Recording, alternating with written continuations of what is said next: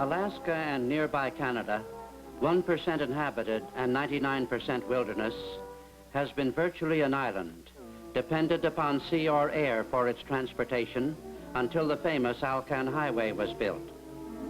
Entering Canada, where polite officials extend the visitor every courtesy, we go through the formalities of checking in and start for the Great War Emergency Road that made Alaska an integral part of the highway system of the North American continent.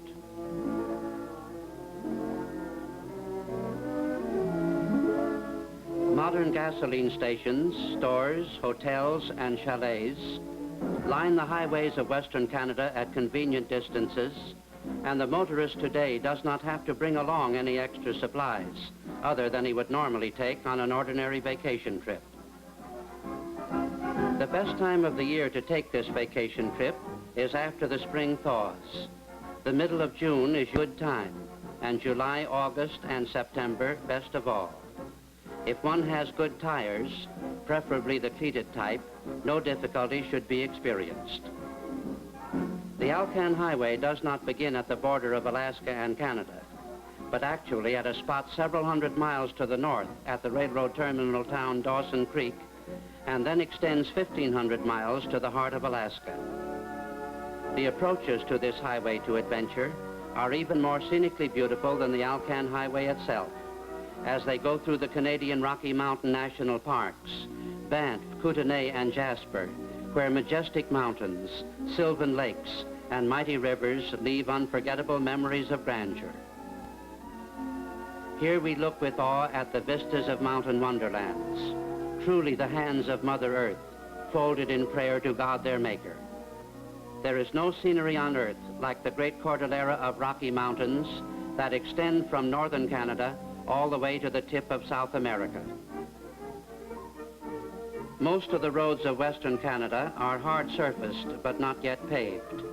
A sparse and scattered population and a conservative, praiseworthy taxation system cannot yet afford the luxury of the superhighway, nor is the reckless spending of our own politicians imitated by our northern neighbors. Formerly, this region was traversed only by railroads. Today, an auto road winds up over Kicking Horse Pass, and one looks down on a train crawling and puffing along the Kicking Horse River Canyon, one of the great engineering feats of modern times.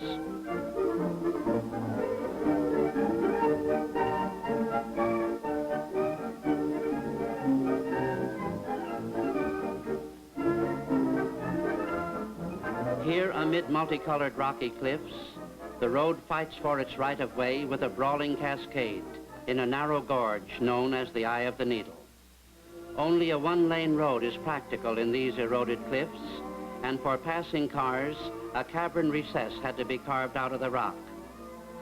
Through ages of time and the patience of unhurried effort, the soft waters cut through the hard rock and foamed and splashed down to the valley below.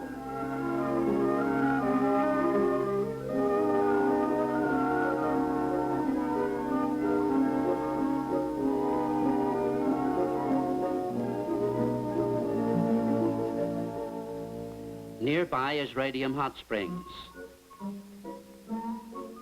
a resort at the entrance of Kootenay National Park. Comfortable chalets and cabins dot the wooded hillsides, and below is an open plunge filled from many radioactive hot springs, affording a pleasant 80-degree temperature swim.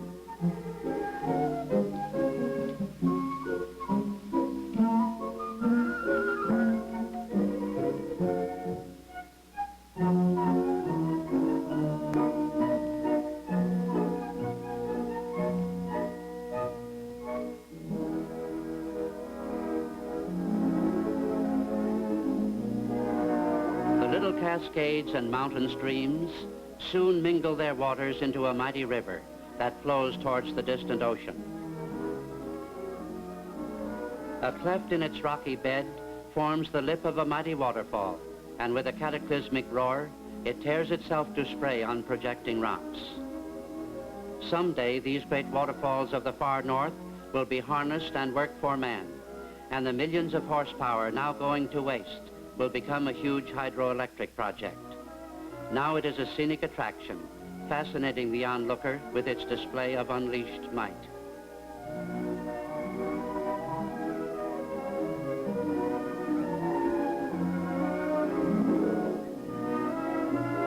Below its falls, the Athabasca River, swift and deep, rushes through a narrow gorge until it debouches out into the open country at the end of the rainbow.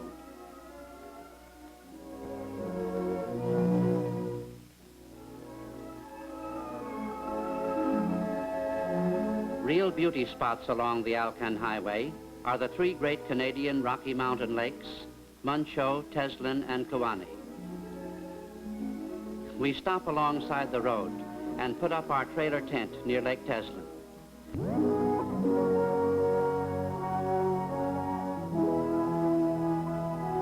The Higgins tent trailer was rain-proof and mosquito-proof, giving us all the comforts of home.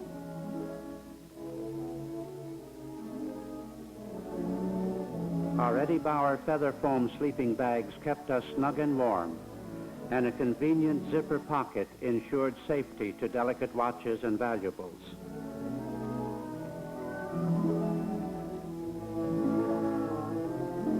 The pocket was conveniently placed at the head of the bag.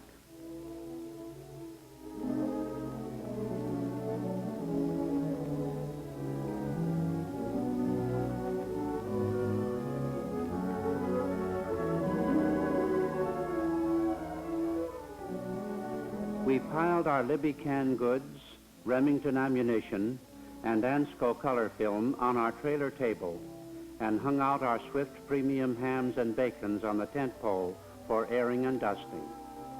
And then we were all ready to go fishing.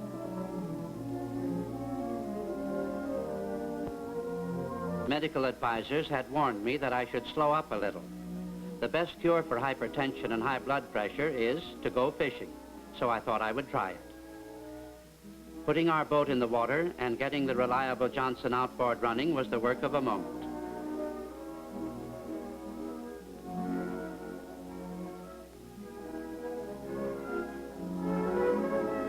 Then I selected a South Bend fishing rod and started trolling.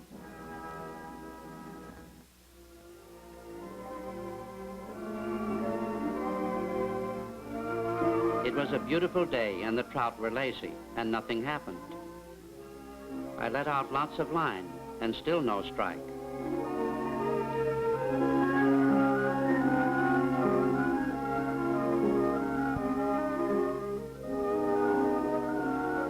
So I used a heavier rod and sinker and tried near the bottom of the lake.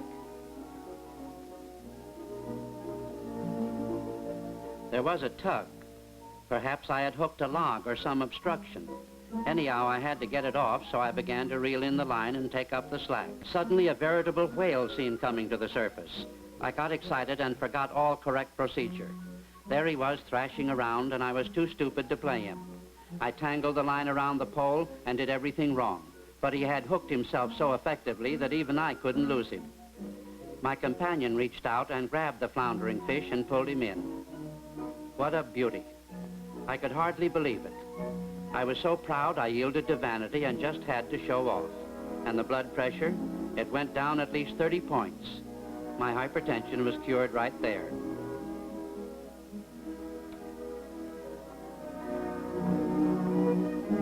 We had caught our fish, so the next thing was to steer for a sheltered beach and cook our prize.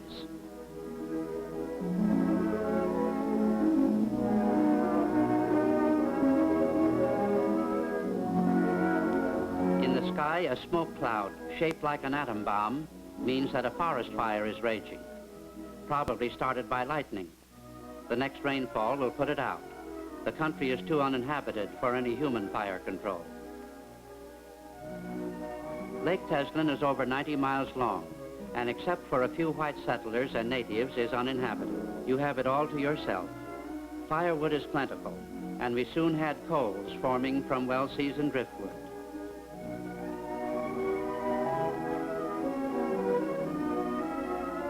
The clear, cold water of Lake Teslin kept our fish firm and fresh. We put our grill over the coals and allowed it to get hot.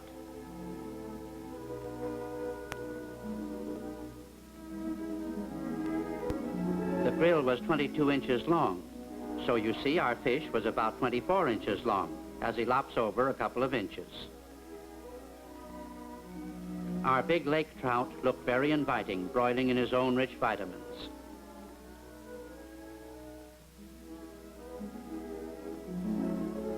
Meanwhile, in this far-off wilderness, on our portable transoceanic zenith, we get the current news of the rest of the world.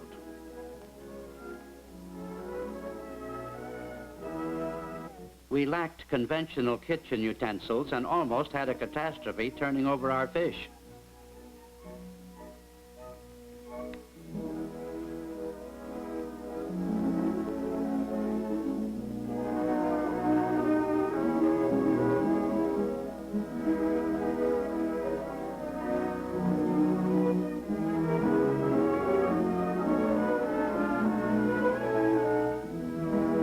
Other vitamins repose in convenient cans awaiting our repast.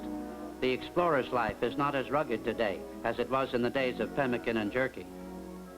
Hot coals cook quickly, so our delicacy was soon ready for testing. We try the cheek, a choice tidbit. Now for the formality of eating. I start the camera on the tripod, then walk into the scene as though a photographer were actually present. One can act very nonchalantly about it all. With a blessing asked for our humble meal, we start in, and it is remarkable how tasty it is, and how everything disappears so rapidly in this lakeside banquet hall. Finally, the pièce de résistance, which is, believe it or not, the fish eye. It is really a delicacy out of this world. I know you are interested in how it tastes, like sweet cornstarch pudding with a little Scotch tape in it.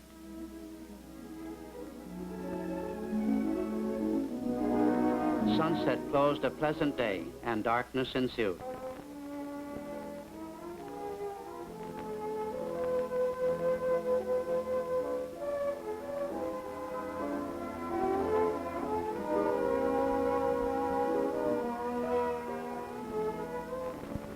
The Alcan Highway has a cutoff to the former military barracks of Haines on the Lynn Canal, whence a barge ferries cars to Juneau, the capital of Alaska, situated along the Inside Passage.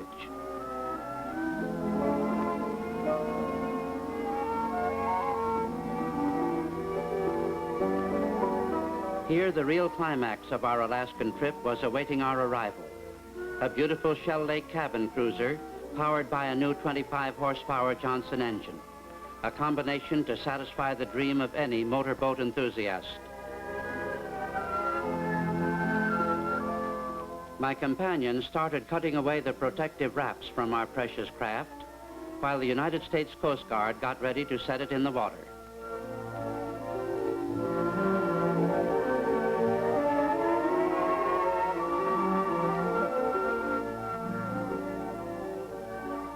For many years, I have been associated with the Coast Guard in Alaska.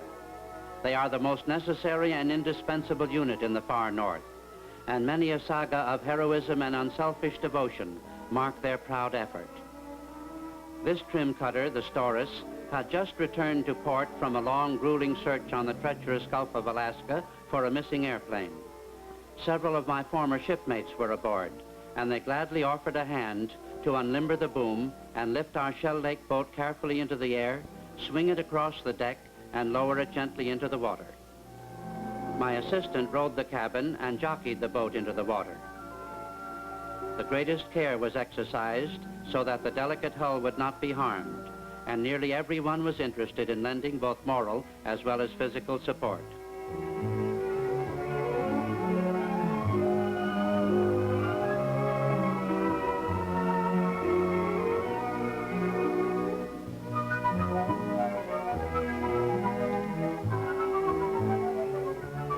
Then the boat was rowed to my expedition headquarters near Juneau to await our coming adventures, this time into the beautiful fjords and inlets of the Inside Passage of Alaska.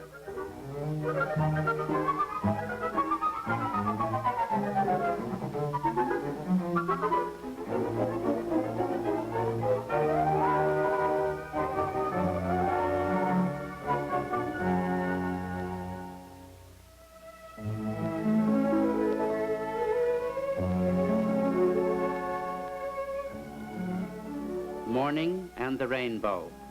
Perhaps we had the promise of good weather.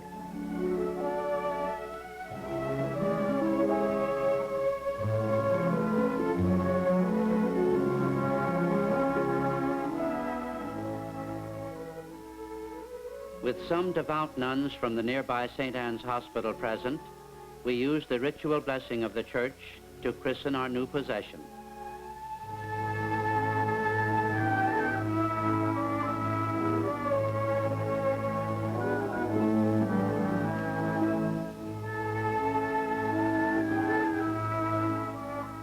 Fishing and photographic and scientific and camping gear were soon piled on the beach, and we proceeded to load up.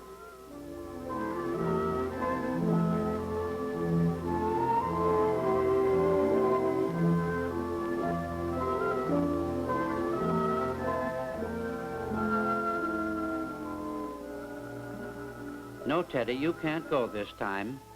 Poor doggy, yes, I feel like a low-down scoundrel, and I know how much you love me. But, old boy, no soap. Now, don't make it any harder than it is.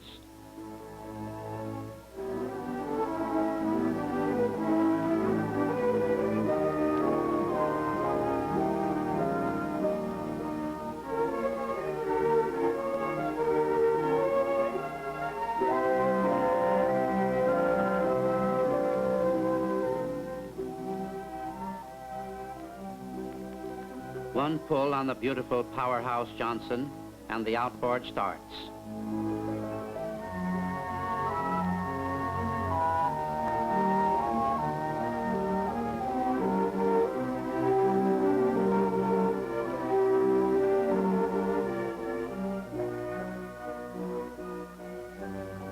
Like a graceful seagull, the Shell Lake boat responds to power and skims the surface of the placid sea.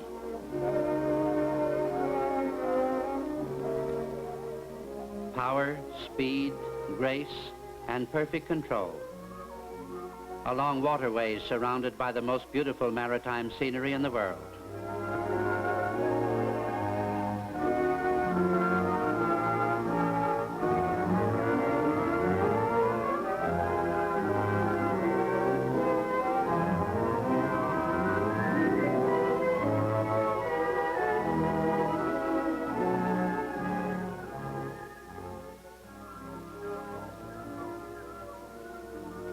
Singing its rhythmic hymn and trailing its symmetrical wake, 25 horses work for us in the finest outboard ever made.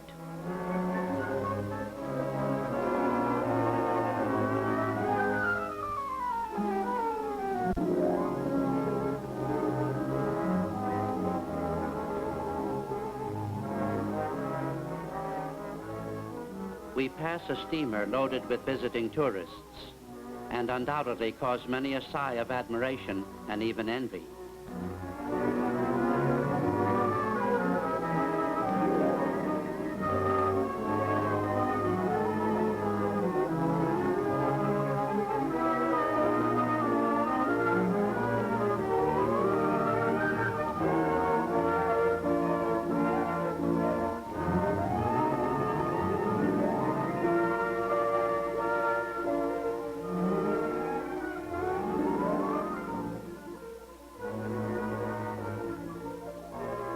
In the distance, Taku Inlet, and many miles away, the towering spires of the 9,000-foot Bear's Paws on the Canadian border. Mountains of the sea, forested to the water's edge, add their beauty.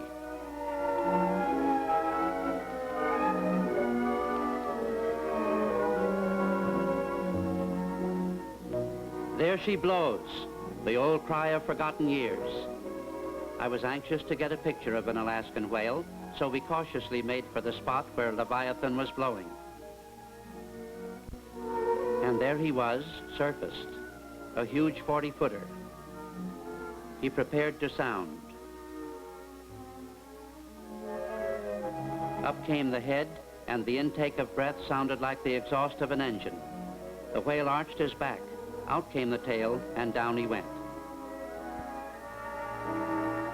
We speeded away fast, too. A whale is notoriously a poor judge of direction and might come up right under your boat. Here, have a Hershey bar. Ahead in the beautiful inlet, a white arm of fog engulfs little wooded islets and hugs the water like a ghostly wraith.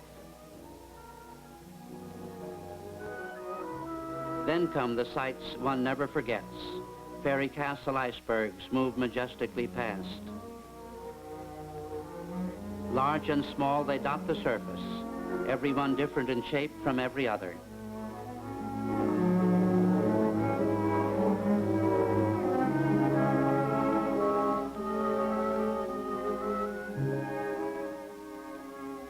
Oops, we almost hit that monster. Watch your steering, Father Hubbard. Well, a Johnson motor is dependable, and a Shell Lake boat responds perfectly. One might suggest that this is subtle advertising, but the truth is the truth, isn't it? Isn't this a beautiful ice mushroom? These icebergs we are now passing come from the remnant glaciers that once sculptured this awesome region.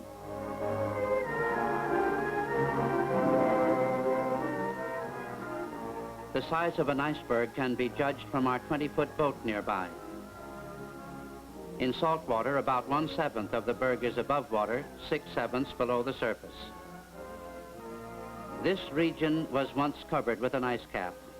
For countless centuries, the mighty ice carved and gouged and polished, leaving rounded mountains, hanging valleys, and precipitous cliffs.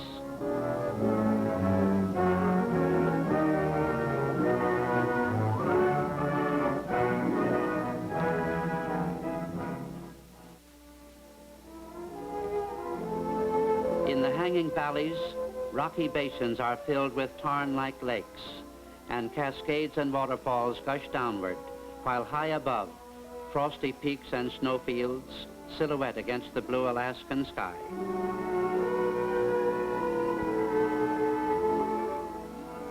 We move along under impending cliffs, worn smooth by ice action, and extending up and ever upward, thousands of feet until they meet the sky.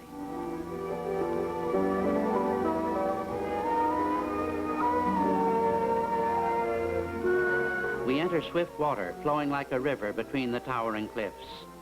It is the tide from the far-off ocean, exerting its effect away into these lengthening fjords.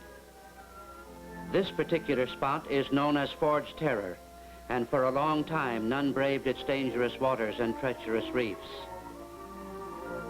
A majestic El Capitan guards its entrance, and from either side jagged rocks lurk menacingly just below the surface. A boat must hit straight down the middle, and only at slack tide. When the tide runs full in this Alaskan Scylla and Charybdis, the surface of the water is twisted into whirlpools that can swallow an iceberg.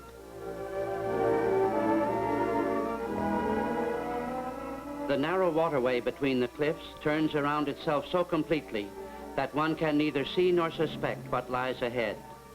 The main interest is to keep the engine going and the boat under control in the swift water.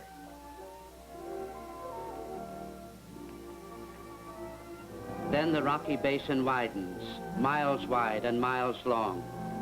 This time, forested cliffs and graceful waterfalls appear on every side. Quiet succeeds turmoil, and wonderment replaces fear.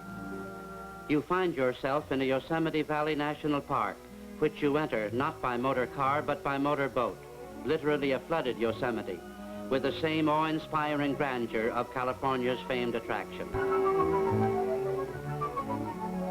Around the jutting cliffs and headlands, you speed, awaiting some new surprise that lies ahead. Here the cliffs go straight up and straight down into invisible depths. But what is that ahead in the water? A stray seal or some aquatic animal? We draw closer and ran right into the real thrill of the trip. A big grizzly bear was ferrying her baby cub piggyback across the fjord. Before I could train my camera on the scene, the little fellow fell off, and the frantic mother did everything she could to protect her offspring. She nudged him and coaxed him and swam just far enough ahead to induce him to follow. The poor little fellow was scared to death. The water was cold, and his little legs soon became numb and barely moved. His little beady, frightened eyes looked at us pitifully, He swallowed water and coughed it out and made hardly any progress at all. Would he drown? Mother made the nearby cliff, and the little fellow followed bravely. She got her power, howling and grunting. The little cub finally made the rocky edge. He was so utterly tired out, he couldn't climb up, but just got his claws in a crack and hung on. After all, this was his first swim, and it was so sudden. He will undoubtedly have hydrophobia the rest of his life. But all's well that ends well. He got his wind after a while and rejoined Mama, and they lived happily ever afterwards. Incidents like this don't happen every day, so we felt quite happy as we continued our adventurous trip into this wonderland in a cleft mountain. Then another surprise. An iceberg castle had grounded itself right in the middle of the fjord, and in a narrow part at that. Perhaps it filled our channel and might force our boat so much to the side that we might come to grief on the rocks. We hugged the iceberg and sped around as close as we could, hoping all the while that no submerged shelf of ice could cause us disaster. We had room to spare and looked up at the cliffs and hanging valleys again as on we sped. Going around the headlands of the widened out fjord, the effect was like the opening of a stage curtain, exhibiting the awe-inspiring backdrop of mountains and snowfields in the miracle play of creation. Passing a densely wooded side of the inlet, a flock of seabirds took flight from a partly submerged rock. The end of Ford's Terror is not an abrupt cliff, but a sea-level basin with forested rounded hills and all the evidence of a game and fish sanctuary. Screaming seagulls rose from the tidal flats, and we entered the mouth of a clear water stream that flowed there. Seagulls meant seafood, and a dead salmon floating in the water confirmed my suspicions that here was a salmon spawning ground.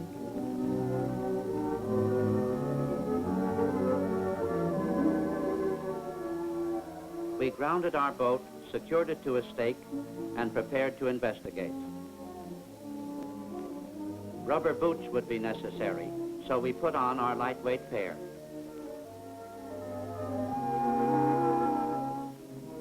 Where there are salmon, there are trout, so we thought it a good idea to take fishing tackle and go upstream.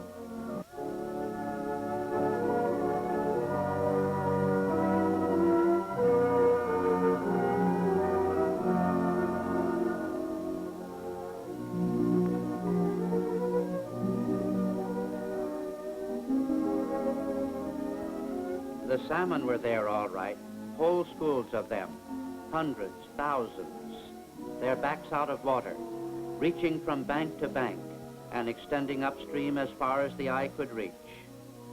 They were returning to the very stream where they were born, their life cycle complete, struggling upward to quiet water, there to spawn and die. This, that their species might live, one of the sublime epics of creation.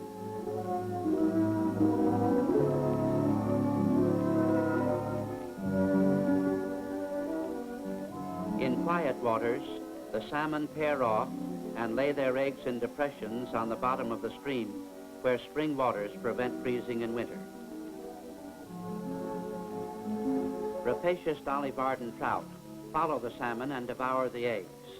So great is the destruction of salmon eggs by the hungry trout that at one time a bounty was paid to limit this evil. We thought we would do our part in saving at least a few potential salmon, so we waded to a convenient spot and cast in our line. There is a record in the Department of Fisheries that in the stomach of one Dolly Varden trout were found over 300 tiny salmon. It is fortunate that nature has ordained that a pair of salmon will produce several thousand eggs. Otherwise, they would become extinct. Well, here's one Dolly Varden trout that won't devour any more salmon eggs. It was a beauty and fought desperately even when I dragged him out on the gravel bank.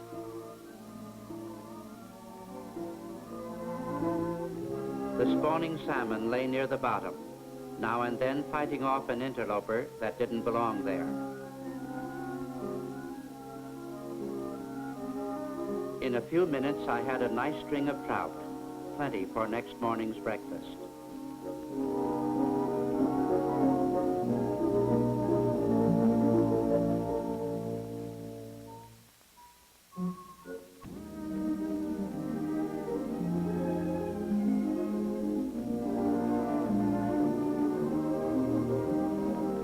When the sun sets in Alaska, everything stops in utter awe at this most colorful and most beautiful sight in the visible creation. We covered our precious Johnson engine and anchored our beautiful Shell Lake boat in the sea of molten copper and bedded down in the woods for a restful night.